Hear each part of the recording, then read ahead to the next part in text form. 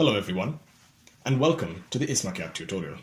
This is going to be a basic tutorial for motor control, and I would like to show you how to control a motor with the EsmaCAT motor driver 250 and the EsmaCAT 16-channel analog input. The main goal of this tutorial is to capture an analog input signal with a potentiometer and use this as an input to change the motor velocity and direction. Motor control is often claimed to be a rather difficult task, but it is surprisingly easy with our EsmaCAT system. Now, let's get started. Because EsmaCAT offers an easy and yet powerful method of motor control, there is very little prior knowledge necessary to get started.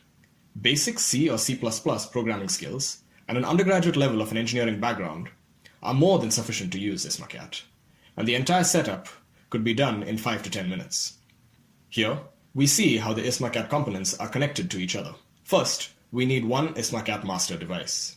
In this tutorial, we can use the dedicated EsmaCAT Server S as our master. But any Windows or Linux machine can be used as the master by downloading the EsmaCAT Server software from EsmaCAT.com. Second, we have to prepare the two EsmaCAT slave sets. One set is the EsmaCAT 16-channel analog input, which we shall interface with the potentiometer. And the other is a motor driver 250, which is connected to the brushless DC motor and a separate motor power supply.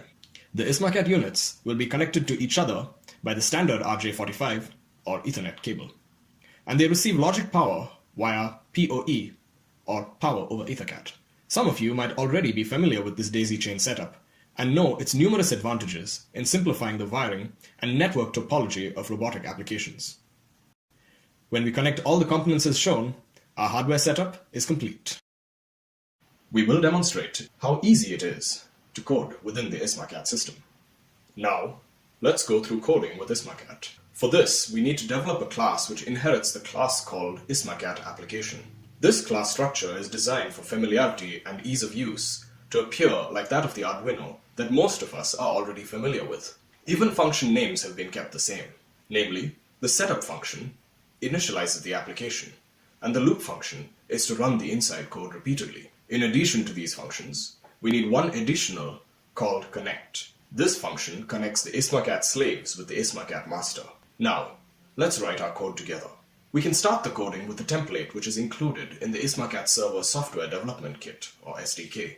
Let's open the header file, and in it, we need to create two objects for EsmaCAT slaves. The first one is EsmaCAT Analog Input, and the second is EsmaCAT Motor Driver, each representing one of the slaves that we wish to physically use. Next, let's look at the source file. In the connect function, our declared variables need to be connected with the actual EtherCAT slaves.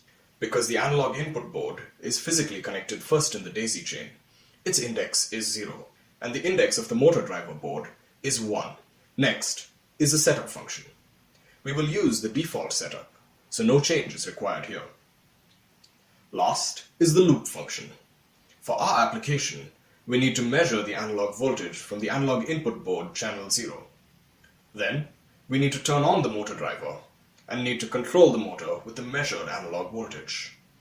Because the range of the analog voltage is 0 to 5000 millivolts, we must normalize it to minus to plus 1. This is all of the necessary coding for our application. Next would be to see it working.